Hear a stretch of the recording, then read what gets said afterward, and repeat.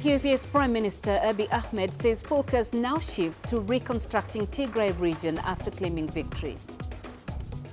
Pressure mounts on Australia to bring to justice its troops accused of committing war crimes in Afghanistan. And we take stock of the challenges and achievements in containing HIV/AIDS. Hello and a warm welcome to Africa Live. I am Penina Karibe. Let's have a look at the stories coming up this hour. Why waste collection is offering a critical economic lifeline for many jobless South Africans.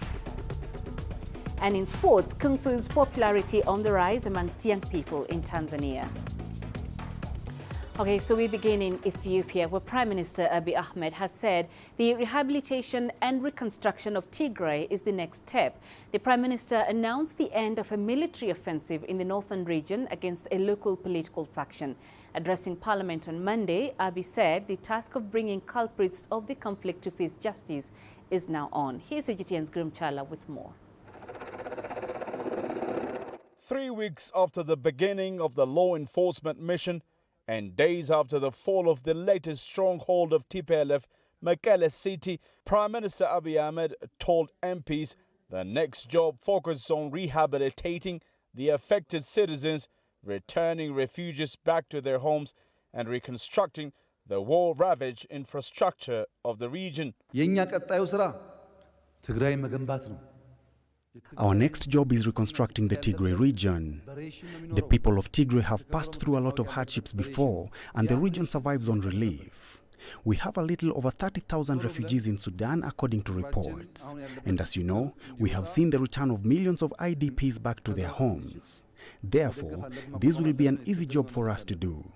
We will finish the rehabilitation work within a week. The Prime Minister also said bringing the people who are behind the conflict into justice remains the top job. The criminals are not many: traitors, terrorists, rapists and others. We have to complete this hand in hand with the law enforcement. Our first job was to free the kidnapped personnel, bury the killed, return the looted tanks and so on. Ethiopia has repeatedly rejected calls for dialogue with TPLF. It said the law enforcement mission is vital to keep the country together. On his speech to the parliament, Abiy has also sent out a message for the global community. My message to our friends is that we know diplomacy well. Ethiopia is a country that founded the United Nations, among others.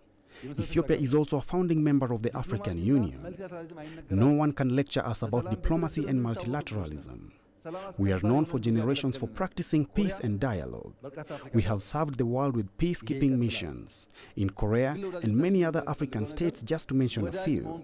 But what I want to tell our friends is that if you want to be friends with us, you must know us first.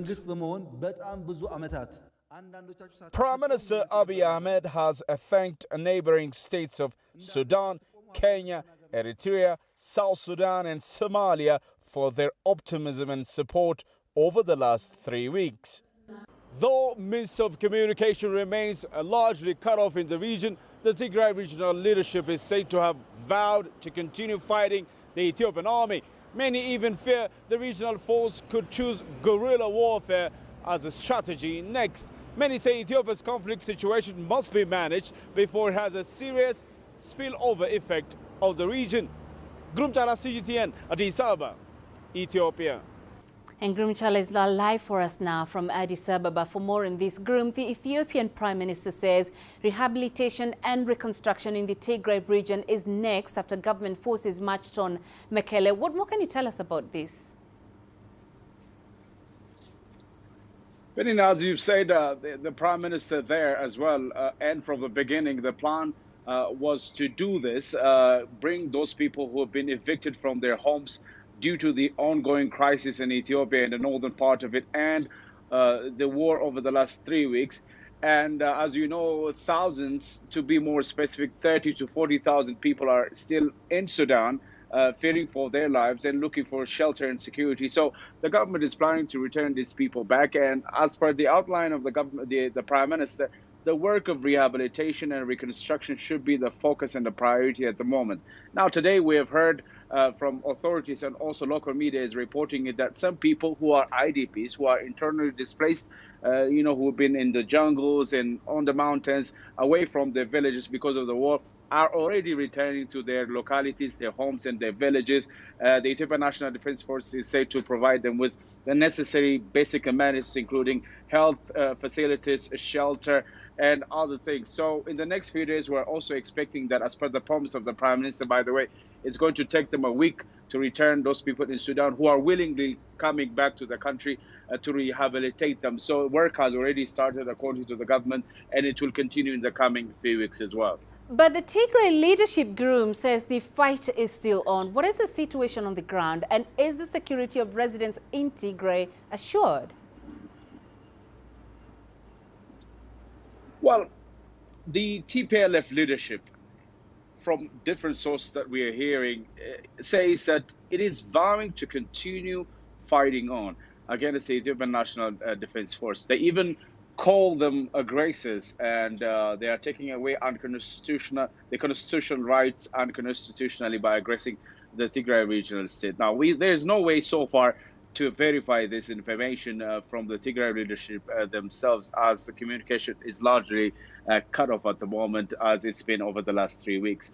But we know that the National Defense Force and the government are also working with the public, especially, for instance, in the Mekelle city, which was the last stronghold of the government, to provide to work together so that the public can be provided with better security, better shelter, better food, and other things. And that's what we are hearing. Yesterday, also, when the Prime Minister was talking, he said that dialogue has already started with the public, with the Tigrayan nationals, the Tigrayan Ethiopian nationals living in different localities which have been freed by the Ethiopian National Defense Force. So guaranteeing security is the priority. And next is to rebuild the state which was war ravaged. Infrastructures are demolished, roads, airports, and others. So providing security, shelter, and also basic necessities of these people is the priority of the government. And they are also delivering that, although the TPLF is promising that war is far from over.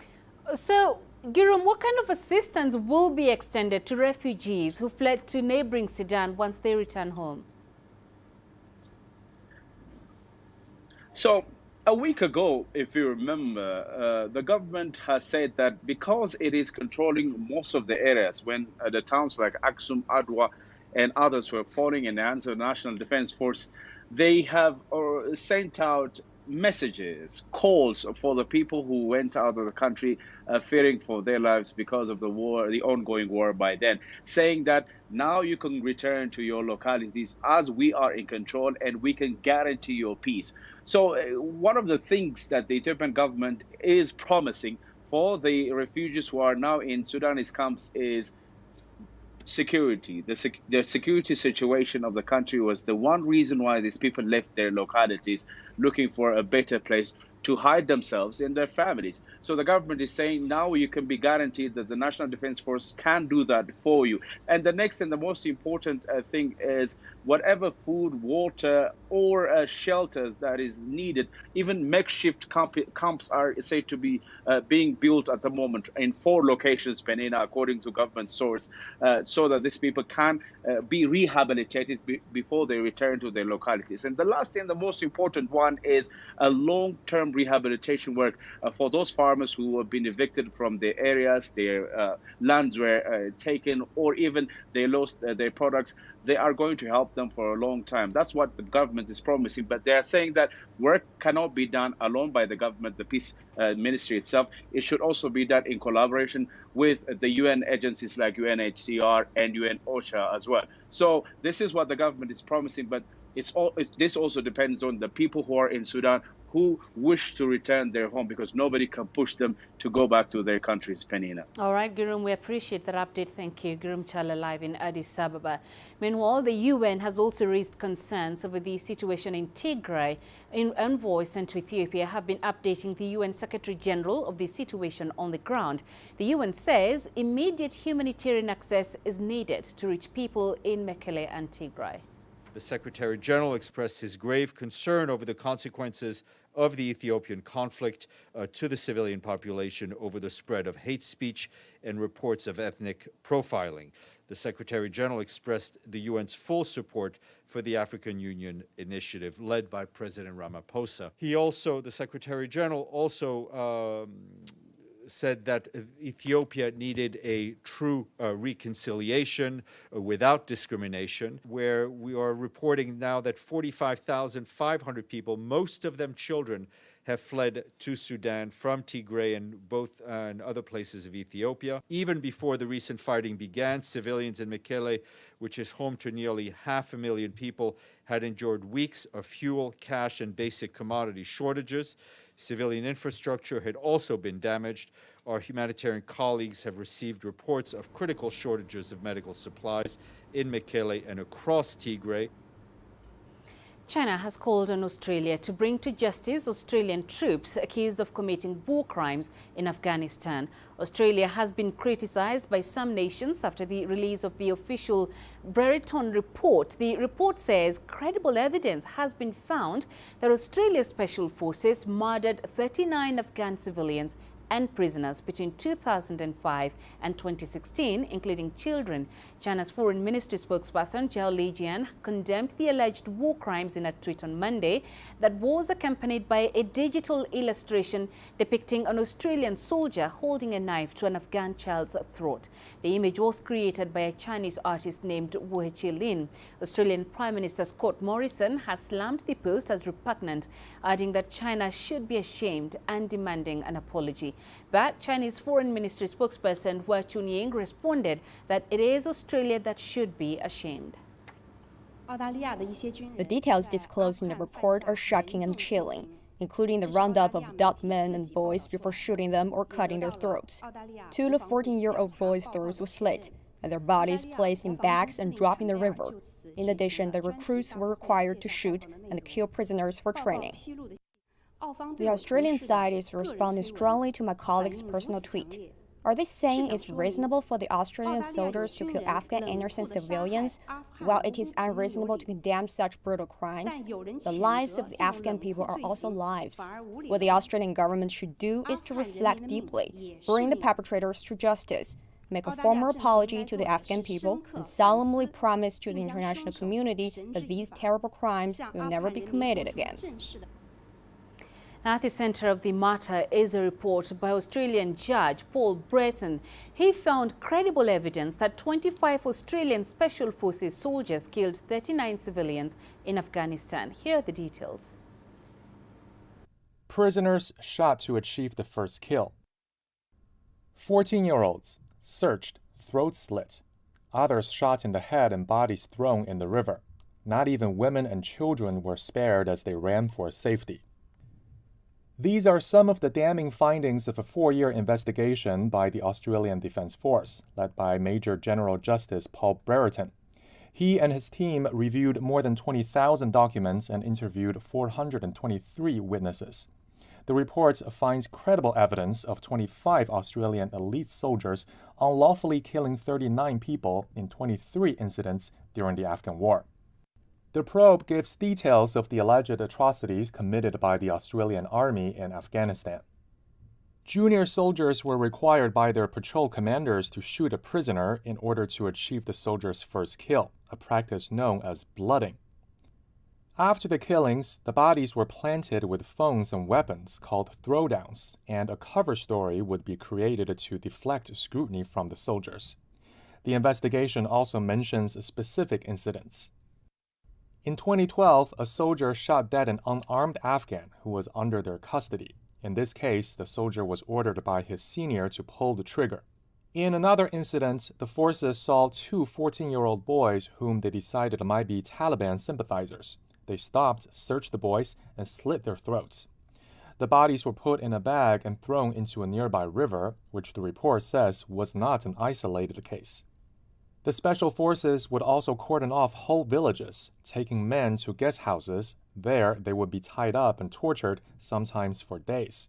When the Special Forces left, the men and boys would be found dead, shot in the head, or blindfolded with throats slit.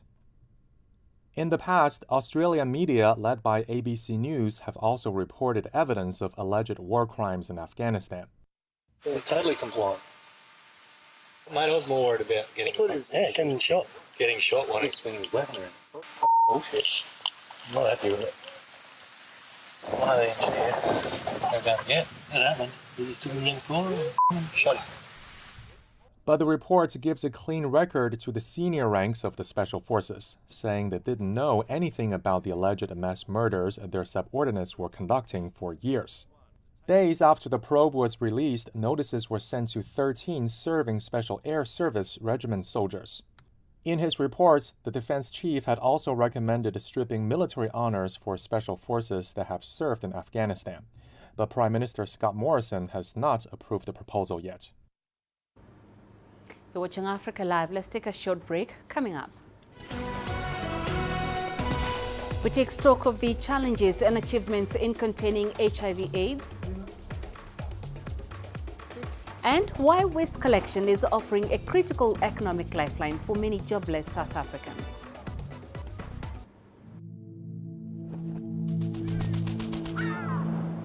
How will your world change today? What happens here? What happens there? Or what you make happen for yourself? If it matters to you, it matters to us too. Your stories are the stories that need to be told. Africa Live. Find your voice.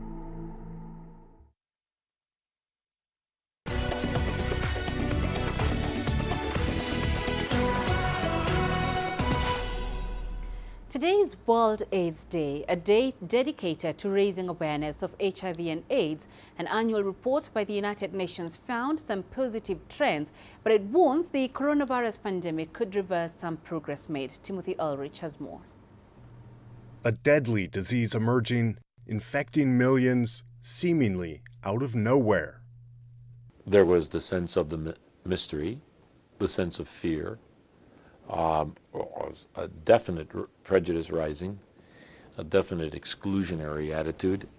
Before COVID-19, another virus had ravaged the world over. It was HIV and the disease it causes, AIDS. For decades, there has been an international effort to learn about the illness and how to prevent it. The UN AIDS program has issued a report on the spread of the disease. It found 38 million people are living with HIV as of 2019. There were 1.7 million new infections last year, and the death toll in 2019 from AIDS-related illnesses reached 69,000. The report also highlighted promising findings. New HIV infections have dropped 40% since its peak in 1998. Deaths caused by AIDS-related illnesses dropped 23% since its 2004 peak. And 26 million people were accessing antiretroviral treatments as of June this year. But the United Nations says there could be some major setbacks due to the latest global pandemic.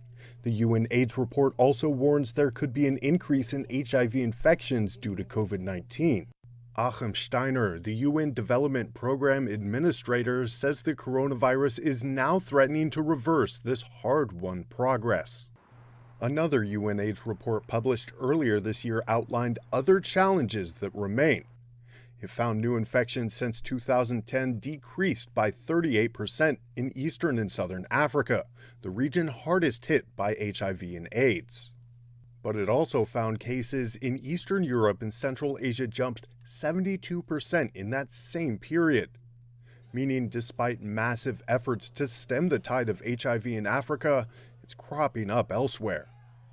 Timothy Ulrich, CGTN. And for more perspective on this, let's bring in Precious Robinson, who is currently serving as the Chief Technical Specialist for Prevention, Care and Treatment at Health NGO Right to Care in Johannesburg. Precious, South Africa continues to carry the highest burden of HIV/AIDS infections in Africa. What has the country been getting right over the years?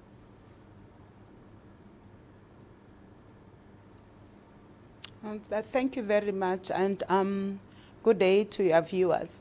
I think what other countries can learn from South Africa is that South Africa over time learned from its own mistakes, and then it brought about a collaborative effort where government itself, from the political perspective, committed to making a difference.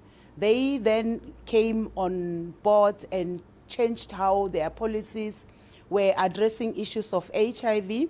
And then in that, they embraced your donors and implementing partners, civil society, and people who were geared up to implement HIV and AIDS programs.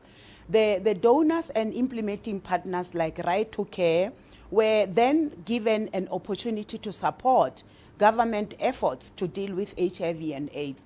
And what I can say came up as a game changer, it's the government's drive to change each and every policy and guideline depending on what researchers would find as being most efficacious regimen, being most efficacious interventions that the country could use.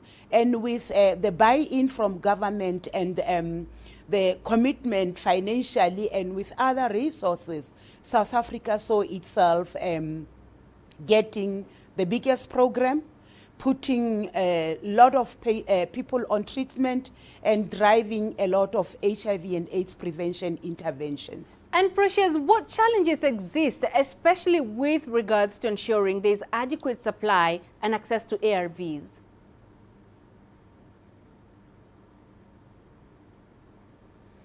Well, challenges will always be there. And it's good to see that despite the fact that here and there are some hiccups, South African government worked with implementing partners to make sure that the patients or people who are living with HIV actually access their treatment even during the COVID-19 lockdown. We have seen that because of the lockdown, transportation, flights and whatnot, not flying in and out of the country, supply was sort of compromised. The manufacturing was also compromised. And as a result, some of the antiretroviral drugs that were required were not available for patients to be able to access and use. And I think we all need to acknowledge the fact that during lockdown, there was a lot of challenge with respect to access, availability, and also anxiety from the beneficiaries of the services, because people were fearing, if we go to the facilities, are we not going to be infected? Meanwhile, the facilities or the services were also burdened by COVID-19, and with some of them being infected, some of them being in either quarantine or isolation because they would be affected. And the system was sort of overloaded. And as a result, not just HIV and AIDS services, but we saw almost all the services, including your non-communicable and other communicable diseases, child health services, maternal and child health services, sort of suffering a backlash because there was minimal access and there was minimal service provision. And on the other hand, you would remember that movement was restricted, and people who were supposed to be going to facilities to collect treatment were sort of having challenges because at times they would be meeting your SAPS or your army people on the road asking them, where are you going to or what? And that in itself would have hampered people going to the facilities. And we saw, moving from all the levels of lockdown from level 5 and up until where we are now at level 1, government implementing some strategies to sort of mitigate on all those challenges that we saw hampering our services in the HIV and AIDS If I may just jump in at this point, Precious, talking about government putting in measures to mitigate some of those challenges that the country has encountered, let's just broaden it. What should African governments do to keep HIV in check and also help improve the quality of life for those living with the virus?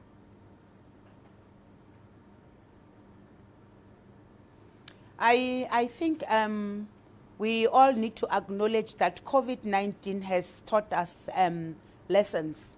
And from the South African perspective, I think what we learned is that government needs to work in collaboration with implementing partners, donors, civil society, and the communities as the beneficiaries of services. We saw government allowing implementing partners, researchers, academics coming together, assisting with ways of mitigating on all what we were experiencing on ground on service provision.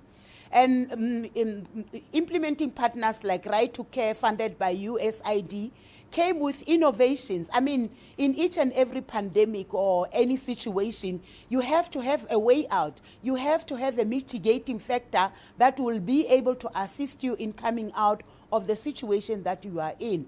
And we saw Right to Care with other implementing partners, supporting government through the Ministerial Advisory Committee, through the IMTs. But then we also had in our, at the regional level, in our provinces and countries that we are supporting, implementing your differentiated models of art delivery, your locals, getting people to go to patients where they are at facility or at community level, visiting people at home, calling them, checking on them as to whether they're still having enough supply. And I think the implementation of multi-month scripting and dispensing, where people are given a few months, 3 to 6 months supply of antiretroviral therapy and other treatment, assist in cases where now people are unable to come to the facilities. And I think also where you found that innovative ways like your CCMDs and then your CDUs, which is sort of an ATM that people can go to and access the treatment, alleviated most of the challenges that we are seeing. And as an implementing partner, Right to Care has that potential, and I think other African countries can learn from that. Okay. We have, if I may mention, assisted during pandemics, like during the Ebola in Sierra Leone as Right to Care to mitigate such pandemics. And I think other African countries can learn from that activity. All right, Precious, we appreciate that. Thank you very much for joining us. Precious Robinson, live for us there in Johannesburg. Now, health workers in Uganda are in the meantime expressing concern over the effects of the COVID-19 pandemic on the fight against HIV/AIDS. They say lockdowns and economic distress are denying people living with HIV/AIDS much needed treatment and support. CGTN's Hilary Ayesiga tells us more. Agnes Nakitende is a mother of 9 and HIV positive. She makes money from baking bricks, but it's not enough to access her life-saving drugs. The nearest government health centre from here is 10 kilometres away. I can't afford transport to the health unit. I sometimes walk, but because of the distance, I reach late when they have closed. And she's not alone in her struggles. Nakitende is among many people in this community who are struggling to make ends meet during the COVID-19 pandemic. The Uganda government introduced tough measures to curb the spread of COVID-19. They include, among others, social distancing in taxis, which forced the owners to hike transport fees. Health workers say the coronavirus and its effects have dealt a blow in the fight against HIV and AIDS. You remember there was a lockdown, there was no public transport. Most of the services were closed apart from a few essential services. So because of that, access to HIV services was initially affected, again, until government put measures in place to ensure that people seeking for HIV services would have to get permission to go and have refills. Doctors say limited access to drugs resulted in some patients missing their dose for HIV treatment. If you do not adhere to your treatment, your viral load can go up. When the viral load goes up, you fall sick as the first step, but also you're at risk of transmitting the infection to your sexual partner. So because of that, we think that COVID impacted, HIV services. This is on top of the 1.4 million people living with the virus and an estimated annual death toll of 21,000. In order to improve the well-being of the affected people, the government has eased COVID-19 restrictions and also rolling out mobile clinics to rural areas. Hilary Isiga, CGTN, Kampala, Uganda. Amid warnings of a possible second wave of coronavirus infections that could possibly hit the country, Egyptian authorities are continuously battling with the enforcement of COVID-19 preventive measures. This includes the wearing of masks in public areas such as restaurants and in the streets. CGTN's Chaum Gono brings us more details on why there is widespread laxity in following precautionary steps to curbing the virus.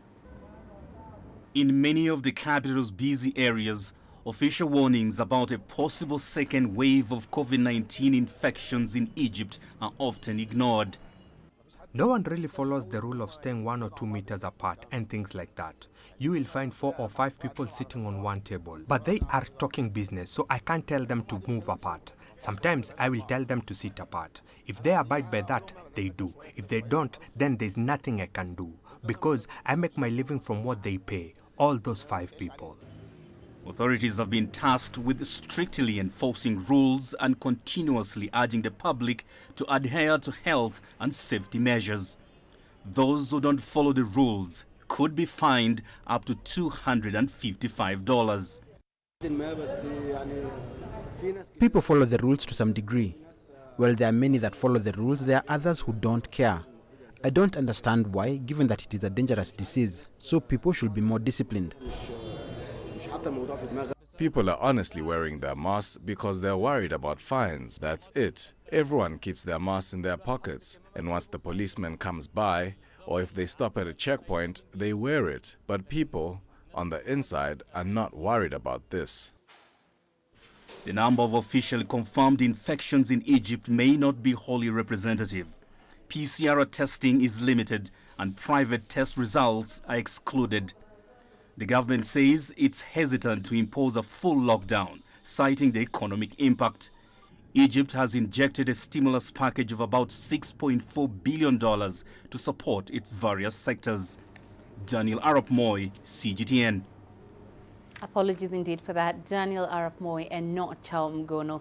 Anyways, let's head now to South Africa, where there's been an increase in the number of waste collectors. Unemployment rates have soared to an all-time high of 30.8% amid the coronavirus pandemic, forcing many to turn to the informal sector for work. CGTN's Joy Kiruki has the story. Many South Africans are now turning to waste as a source of revenue. They sell cardboard boxes, plastics and glass bottles to recycling companies. KDDA Corp is a community recycling company. The owners say the volume of recycling material and the number of waste collectors has increased during the COVID-19 period. There's people, elderly people from 60 years old, 72 years old that come here and just to put a bread on the table. So we can't say no to them. Wahid Peterson is unemployed. He has turned to collecting waste to earn a living. I got 2 children, they depend very much on me. I have 2 children. They depend very much on me. Before the lockdown, it wasn't so hard. When the lockdown started, it became very hard for us to find the plastic and to get money to put food on the table for the children. Sometimes they cry, they are hungry, and we don't know what to do. For Claudine McKenna, she travelled hundreds of miles to Cape Town. She lost her job as a domestic cleaner during the pandemic. Now she works as a recycler. Hi, my name is Claude McQueen. Right now, I am doing recycling of polythene, cans, and so forth. I am now able to send money to my sister to provide for my son. It's difficult to find work now because of COVID-19. Everyone is doing this because this is an income for people who don't want to steal or rob. For many who would not have taken up waste collection before the pandemic, It's now aiding many in fending for their families. Joy Kiruki Juma, CGTN. In Zimbabwe, President Emmerson Mnangagwa has been assessing the new parliament building on the outskirts of the capital, Harare.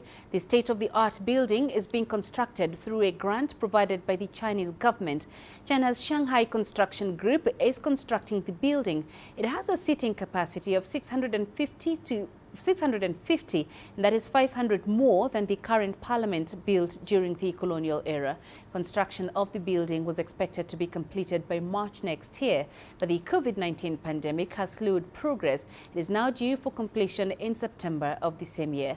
Once completed, the 6-story building will be the largest China-funded building in a single Southern African country in recent years.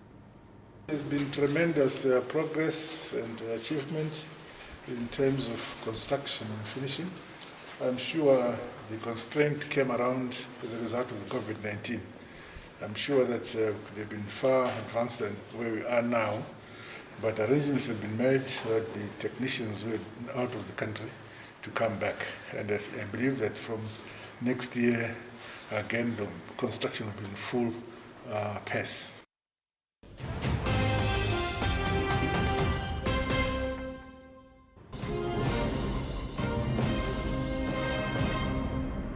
Let's now remind you of our top stories. In Ethiopia, Prime Minister Abiy Ahmed says rehabilitation and reconstruction of Tigray will begin soon. He announced the end of a military offensive in the northern region against a local political faction. Abiy said the task of bringing culprits of the conflict to face justice is now on. China has called on Australia to bring to justice Australian troops accused of committing war crimes in Afghanistan. The official Breton report says credible evidence has been found that Australia's special forces murdered 39 Afghan civilians and prisoners between 2005 and 2016. And today is World AIDS Day, a day dedicated to raising awareness of HIV and AIDS. An annual report by the United Nations found some positive trends, but it warns the coronavirus pandemic could reverse some progress made. Coming up in business news, Zimbabwe hopes to mobilize nearly $5 billion in revenue through improved tax systems. You don't find the stories of North Africa by sitting on the sidelines. You've got to get out, go there, and you'll find them. In the bazaars of Casablanca. Among the crowds in Cairo. Who come to visit Cairo, the ancient capital of Egypt. Along the waters of the Nile. Along the sands of the Sahara. No one else will take you where we can in North Africa. No one else will show you what it's all about. CGTN, see the difference.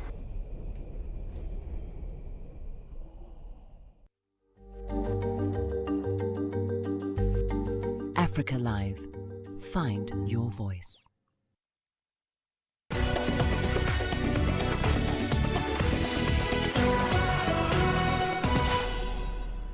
The Johannesburg Stock Exchange has just announced a deal with China Investment Information Services, a subsidiary of the Shanghai Stock Exchange, to provide limited JSE market data access to local distributors in mainland China. Angela Kupla picks up the story.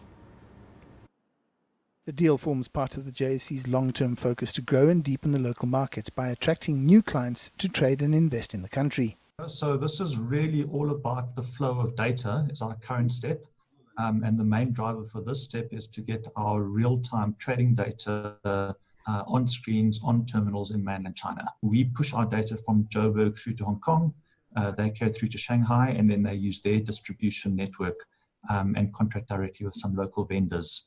Some analysts say that providing the data to a potential new market may not work based on past experience.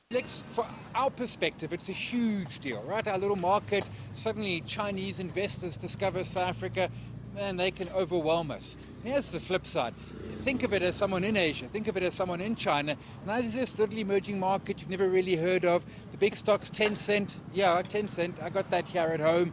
I don't know that they're going to necessarily look to us to get their movement, to get their investment. The exchange data deal is focused on building interest and getting those traders to sit up and take notice. Nobody's going to trade unless they can see the data.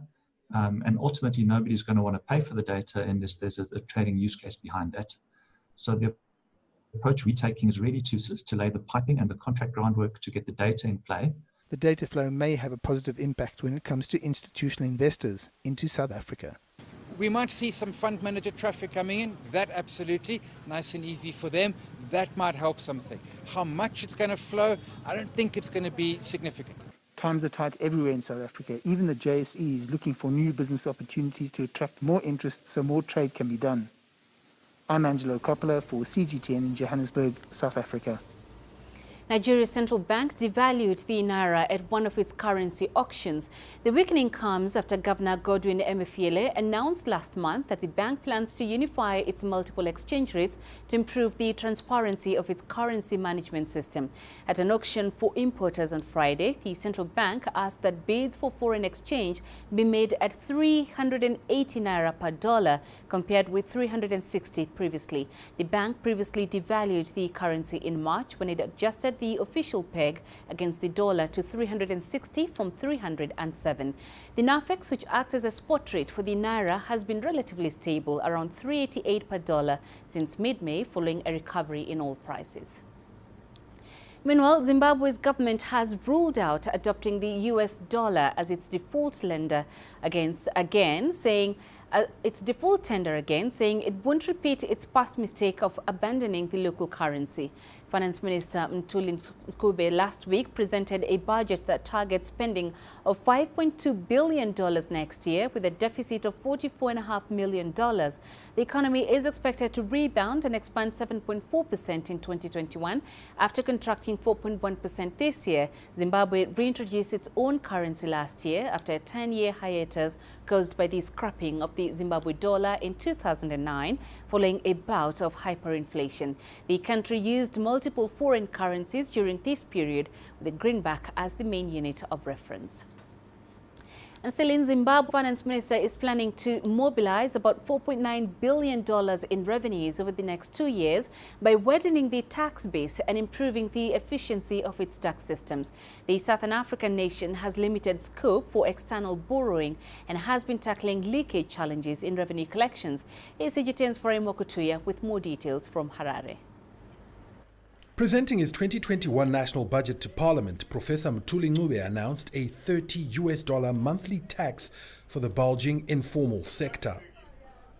The footloose nature of traders has previously hampered efforts to collect taxes, so this time round, landlords of properties that house informal businesses will be responsible for its collection. With the 2% tax on all transactions still in place, there are concerns the obligations could be overburdening. I'm worried about the aggregate value or the aggregate percentage of the tax.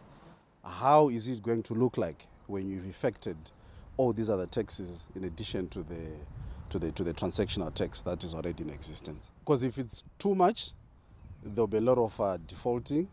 There's a lot of people who move out of the formal SMEs market, where they'll choose to sell their wares from the boots of their cars. Excise duties on fuel as well as alcohol and cigarettes have been raised. He has increased percentage taxes. My view is that I think that's positive, because we have witnessed a rising incidence in non-communicable diseases. So the best way of putting a check to that is by coming up with these taxes on these demerit goods. And they are less distortionary. They don't really affect our economy that much. But they also help government to mobilize additional resources to finance other critical expenditures. Treasury will also strengthen existing collection systems. Border controls will also be tightened to plug revenue leakages from smuggling, under-invoicing and false declarations. Generating more revenue is crucial for Zimbabwe, which has been cut off from international financial markets due to sanctions. To that end, domestic resource mobilization through increased revenue from key sectors like mining will be prioritized. We need to be finding ways, innovative ways and means of how best we can actually finance our own infrastructure needs. Because the infrastructure gap and the total financing gap that we have is very huge. It's been estimated at around 15 billion per year by the African Development Bank. Government will maintain a tight leash on expenditure through limiting procurement and reducing staff costs to try to balance the budget.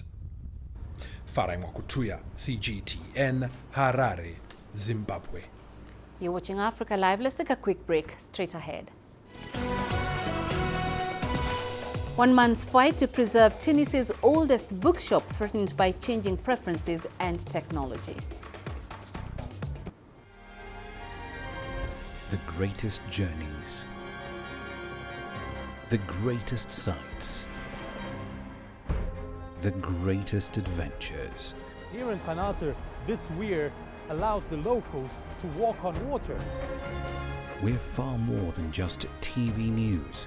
We're your passport to the wonders of Africa.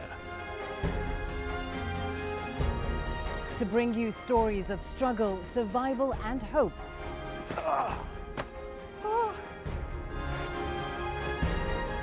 So let's explore.